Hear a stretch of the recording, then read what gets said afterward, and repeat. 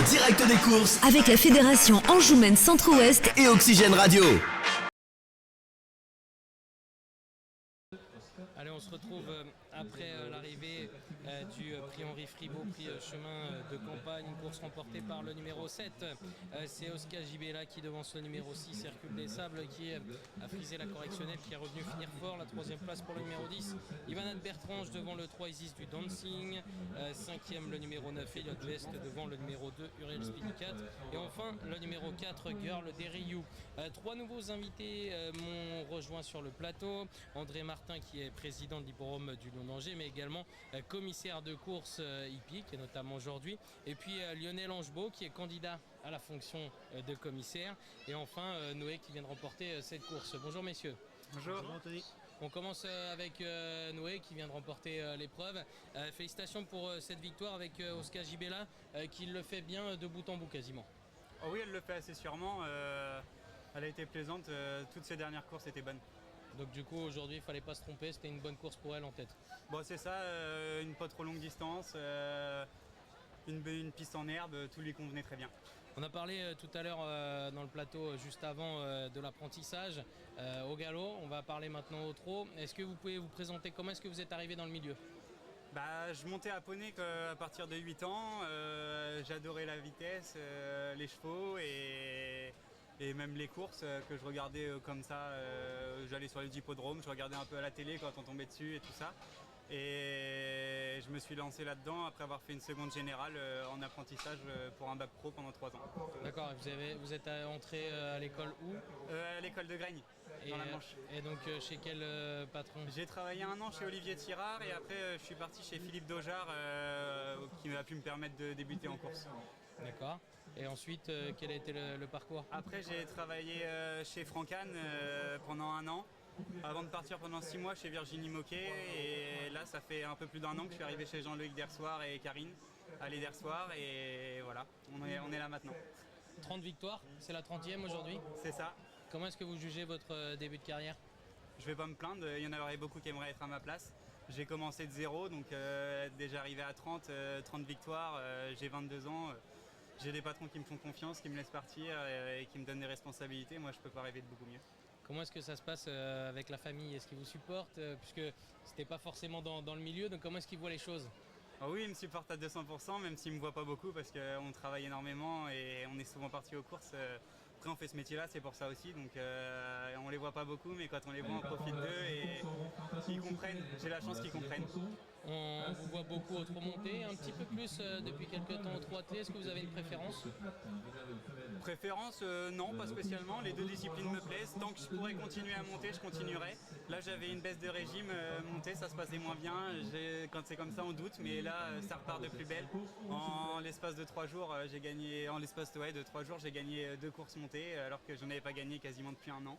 Donc quand ça s'enchaîne bien, on n'a pas de raison de douter et on va continuer comme ça pendant longtemps. Vous êtes aussi à l'aise dans les deux disciplines ou est-ce qu'il y a une discipline où il faut progresser encore un peu plus? Dans les deux disciplines, il faut progresser encore. bonne réponse, bien vu.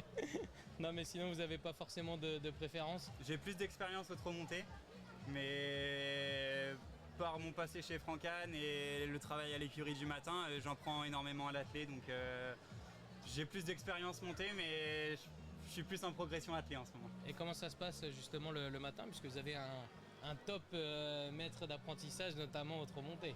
Bah oui, autant au trot attelé qu'au trot monté. Voilà. Jean-Loïc, c'est la perfection. Et puis je peux avoir aussi les conseils de Karine et de Joël Allais qui me sont chers. Donc c'est un travail, dès qu'ils ont un truc à me dire, ils n'hésitent pas à me le dire. On s'entend vraiment bien, ils n'hésitent pas à me faire confiance et après ils me disent ce qui a mal été fait par exemple. Donc non, c'est vraiment des super patrons. Ils vous laissent partir régulièrement pour l'extérieur? Quasiment tout le temps. Après, il y a des impératifs de travail, bien sûr, quand on a des grosses semaines avec beaucoup de partants pour l'écurie, qu'on n'est pas souvent là dans la cour, il faut quand même les travailler parce que si on ne travaille pas les chevaux, on risque pas d'en gagner des courses. Donc des fois, par moment, ils me restreignent ou je me restreins tout seul, mais non, ils me laissent beaucoup de liberté là-dessus. Qu'est-ce que vous souhaitez? Vous souhaitez rester jockey, enfin gagner évidemment des courses, ou est-ce que un jour, pourquoi pas s'installer en tant qu'entraîneur, changer de casquette? Moi, je vis un peu au jour le jour. Je fais ce qu'on me demande de faire parce que je l'aime. Parce que pour l'entraînement, ça me plaît de plus en plus. Après, courir, c'est vraiment mon but ultime. Moi, ce que j'aime, c'est courir. La compétition. Après, j'adore l'entraînement parce qu'on en a besoin de l'entraînement pour aller aux courses. Donc, j'adore entraîner mes chevaux que je peux courir après l'après-midi. Donc, les deux se complètent de toute façon. L'un va pas sans l'autre. Même si on est cash driver, faut avoir un œil sur l'entraînement. Pour moi, c'est toujours mieux, même si c'est pas en étant totalement entraîneur, mais d'avoir un œil sur l'entraînement, c'est toujours mieux, je pense. Et est-ce que vous avez des modèles? Oui, j'en ai beaucoup des modèles. Déjà, je vais commencer par Jean-Loïc, pour citer que lui, mais bien sûr, Johan Le Bourgeois, David Thomas, des personnes qui allient les deux disciplines avec brio. Qui sont passés par l'école où j'ai la chance de passer. Donc voilà. Des bons modèles en plus qu'on brillait. Merci du coup d'être passé nous voir. Et puis on vous souhaite de continuer et de poursuivre sur ce chemin. 30 victoires, on le rappelle. Est-ce que vous avez peur du cap des 50 victoires? Non. Pas forcément. J'en ai pas peur parce que j'y suis pas du tout. Peut-être qu'à 49 j'en aurais peur, mais pour l'instant j'en ai pas peur. De toute façon, j'ai la chance d'avoir mon patron qui me fait confiance et qui me fait courir en professionnel les chevaux qu'il me laisse. Donc j'ai pas peur. Après, de toute façon, on est obligé d'y passer, donc ça sert à rien d'avoir peur. Oui, c'est faut sûr. vivre au jour le jour et se laisser glisser. Et si ça doit bien se passer, ça se passera bien. Merci, c'est ce qu'on vous souhaite. Félicitations. C'est ce que je souhaite aussi, merci. Pour cette 30e victoire, on le rappelle, de Noé. On va désormais passer à une autre facette, à un autre côté. On est de l'autre côté de la barrière cette fois-ci avec les commissaires. Et on va parler justement du rôle de commissaire. André Martin, est-ce que vous pouvez nous présenter ce rôle? Le commissaire, tout simplement, doit œuvrer dans le respect du code du trot et du galop. Et il œuvre, j'allais dire, avant la course, pendant la course et même après l'arrivée, puisque on va valider les partants jusqu'à l'arrivée qui sera sous nos yeux. Et on opérera évidemment toutes les décisions qui seront à prendre, que ce soit sur les allures des chevaux, sur le comportement des jockeys et puis sur la régularité de l'arrivée, bien évidemment. Vous êtes combien dans l'équipe, par exemple, aujourd'hui là? L'équipe idéale, c'est 4 commissaires pour moi, surtout quand on a la double discipline. Avoir des commissaires qui ont un œil sur le peloton au trot, c'est presque indispensable avec nos juges aux allures. Et puis 2 ou 3 commissaires en mirador qui regardent le peloton évoluer et bien sûr prennent décision ou position sur l'arrivée finale. Quel est votre rôle aujourd'hui en tant que commissaire? Comment est-ce que vous dispatchez les rôles? Alors moi je suis avec le premier commissaire au mirador, donc on regarde la course et on est sur le poteau d'arrivée. Donc notre objectif c'est évidemment d'avoir les yeux partout et d'entendre ce que les autres commissaires qui sont sur la piste, au plus près du peloton, ont à nous faire remonter comme information pour tout simplement disqualifier un concurrent pour valider l'arrivée in fine. Noé, comment ça se passe le lien des fois avec les commissaires? Comment est-ce que vous voyez les commissaires? Ça c'est la question piège, la question qui... Non, c'est pas une question piège parce qu'il y a des commissaires qui sont très très sympas, d'autres qui sont un peu plus bornés. Non, mais les commissaires, vaut mieux les avoir avec nous que contre nous, donc il faut les savoir les respecter et ils nous respectent aussi. Après, il y en a où le courant passe plus ou moins bien, mais bon, ça reste des êtres humains avant tout. Donc quand on les respecte, souvent ils nous respectent. Oui, je crois que c'est un travail dans le respect total, le respect des professionnels, puisqu'on a affaire à des professionnels qui soient à cheval ou entraîneurs, le respect des propriétaires, le respect des parieurs aussi, puisque c'est aussi pour eux que nous sommes là. Donc le but, c'est de faire en sorte que tout se passe de la manière la plus régulière possible, dans le respect du code et dans le respect des individus. On a le droit de ne pas être d'accord, on a le droit de pouvoir discuter parfois. Maintenant, il y a des règles, on tranche, on applique. Comme le code de la route. Et surtout, moi, en tant que commissaire, ce que j'apprécie, c'est le côté pédagogique. C'est-à-dire que voilà, ça ne s'est pas passé idéalement, mais on peut progresser. Vous pouvez en parler avec votre entraîneur. Il y a des choses à rectifier. Tout à l'heure, on avait des bras ou des coudes au-dessus de l'épaule, par exemple. Bon, c'est un constat, ça ne fait pas plaisir de l'annoncer au jockey, qu'il l'a reconnu, mais et ça permet aussi de travailler avec le jockey à terme pour éviter ces comportements irréguliers. Comment est-ce qu'on devient commissaire? Justement, on va y venir puisque Lionel va essayer de faire le job. Comment est-ce que vous êtes devenu commissaire? Pourquoi être devenu commissaire d'ailleurs? Écoutez, j'ai toujours été aux courses depuis que je vis, j'allais dire. Donc je suis arrivé dans une famille d'éleveurs, de propriétaires. Je suis moi-même éleveur propriétaire, président d'une société de courses. Si on veut que les courses vivent, moi, en tant que propriétaire éleveur, il faut que tout le monde s'y mette. Nos jockeys, nos drivers, mais également nous les propriétaires, et donner du temps pour faire en sorte que les courses fonctionnent. C'est à mon avis essentiel. Et après, on devient commissaire en apprenant. Hein. Moi j'ai fait un stage de drive cet été, je vous avoue que j'avais jamais drivé un cheval. Je comprends mieux ce qui se passe derrière le sulky. Mais c'est essentiel oui, de continuer à apprendre ce qu'il y a dans le code, mais aussi à apprendre de ces vidéos, de ces exercices que nous offrent les professionnels pour comprendre comment réagir et comment anticiper parfois les malentendus. Et c'est important de le souligner, vous êtes bénévole, donc vous donnez de votre temps. Absolument, si j'empoche 1 euro grâce aux courses, c'est parce que je suis propriétaire et j'ai des chevaux qui courent. Mais c'est pas parce que je suis commissaire, pas plus que président de société de course, c'est 100% bénévole. C'est vraiment pour le bien de la filière. Uniquement dans l'intérêt que les courses vivent encore longtemps de belles aventures comme celle que Noé a pu vivre à l'instant. Et comment est-ce qu'on devient commissaire? Qu'est-ce qu'il faut faire? C'est quoi le parcours? On dépose une candidature, on a 1 ou 2 parrains même qui nous valident notre candidature auprès de France Gallo et de Dutrot.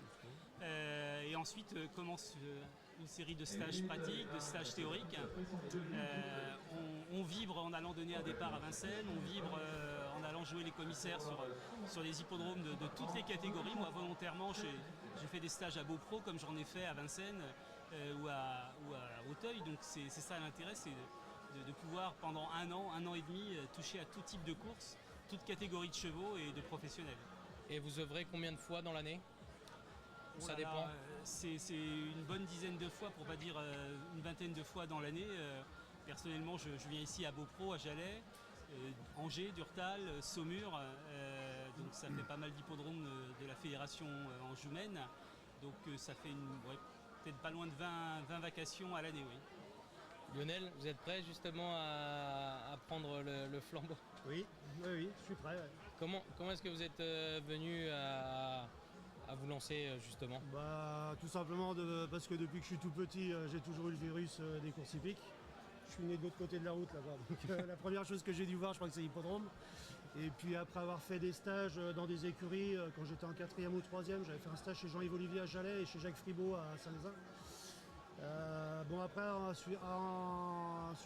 Après la 3e, je me suis mal orienté, donc j'ai pris d'autres horizons.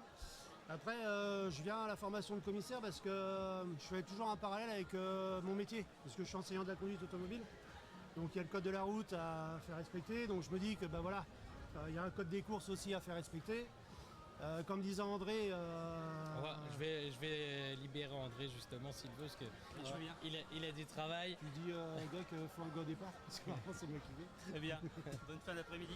Merci. Oui, donc tu vois, je disais à Anthony, il y a un code de la route, et je me dis qu'il y a un code des courses aussi à faire respecter. Et que comme en voiture par rapport à mon boulot, faut faire preuve de pédagogie, il faut s'adapter à des situations, et ça me plaît bien. Ouais. Ça me plaît bien. Et donc vous étiez déjà rentré dans la société de course? Donc ça fait 4 ans que je suis à la Société des courses hippiques de Beaupréau. Là depuis cette année je suis passé secrétaire. Et on en avait parlé dès que j'étais rentré dans la société avec Philippe Béliard le président, qu'il aimerait bien qu'il y ait quelqu'un qui fasse la formation pour être commissaire, parce qu'il n'y a pas de commissaire d'affecté à Beaupréau. Donc ça serait un plus. Et puis d'après ce que j'entends, commissaire ça devient aussi une denrée rare. Donc et puis c'est les courses hippiques, je te dis, ça m'a toujours plu, donc je vais me lancer dans cette formation. Quelle va être la suite du coup? Ça commence quand et j'en discutais ce midi à table avec Christine Goyer qui fait partie de la fédération. Je lui envoie mon adresse mail, elle me renvoie le dossier de la fédération nationale à remplir. Et après, je suis les instructions, et comme disait André, je vais avoir des stages à faire. Plus après des stages sur Paris, il me semble, et l'examen final sur Paris. D'accord. Il doit y avoir une dizaine de réunions à faire, je crois, sur des hippodromes de différentes catégories pour finir sur Paris et passer l'examen là-bas. Et l'objectif, c'est, comme on en parlait un petit peu en amont, c'est d'être pédagogue et justement avec les jockeys, qu'il y ait une relation de confiance qui s'instaure. C'est ce que je disais à des collègues, il n'y a pas d'arbitre, il n'y a pas de match de foot sans arbitre. Je pense qu'il n'y a pas de course non plus Bah non. sans arbitre non plus. Après, voilà, il faut d'abord passer par la pédagogie. Après, c'est clair que, et Noé, je pense, le confirmera, s'il faut sanctionner, C'est ça. Par contre, il y a une faut différence avec le sanctionner, foot, mais- c'est que nous on travaille avec des Voilà, êtres vivants, que voilà. des fois on gère pas toujours les Bon, mouvements et après, tout ça. C'est la seule différence. oui. Sinon, parce que s'il n'y a pas de règles, oui, ça de toute peut. façon, il y a toujours des règles à respecter. Ah oui. Mais d'abord commencer par la pédagogie, discuter par rapport à la situation, etc. Et c'est dans les écoles que ça devrait être beaucoup plus. On devrait avoir beaucoup plus d'heures dédiées à ça, à tout ce code des courses et tout Oui. ça, parce que c'est quand même très très important, même quand on est seulement là, de comprendre le principe, les règles à respecter, c'est très très important. Donc, je pense qu'il va y avoir un petit peu de boulot au niveau de la formation, parce que ça m'a l'air un petit peu costaud quand même, mais on va bûcher pour y arriver. ouais. Il est épais le code des courses. Ah oui. Et justement, vous en parliez, on n'en parle pas du code des courses à l'école, est-ce que Si nous on en parle, mais pas assez. pas assez? Pas assez, on a peut-être une heure par semaine à peine qui est consacrée. D'accord. Pour l'école des courses hippiques, ça peut être un peu juste, sachant que c'est quand même quelque chose d'assez important Assez important, oui. qui regroupe tout.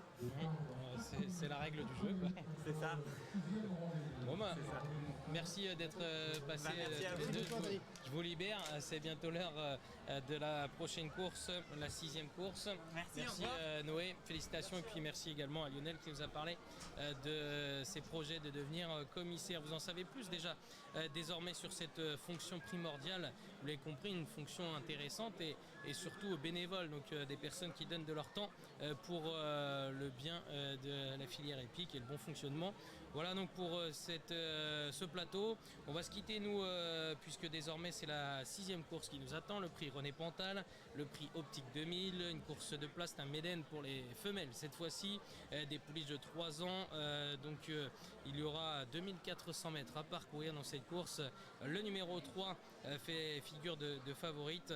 Cette dernière reste sur une bonne 3e place à Chantilly. Elle n'a qu'à répéter cette course pour jouer un bon rôle. Il faudra se méfier également de Suricate, Henri-Alex Pantal, et qui va tenter de briller dans ce prix René Pantal. Et puis enfin le numéro 6 également, qui s'est classé 4e pour ses débuts en compétition à Ciel Guillaume, qui fait partie des pouliches à suivre dans cette course. Voilà pour les différentes favorites de cette avant-dernière course. On se retrouvera juste après. À tout à l'heure.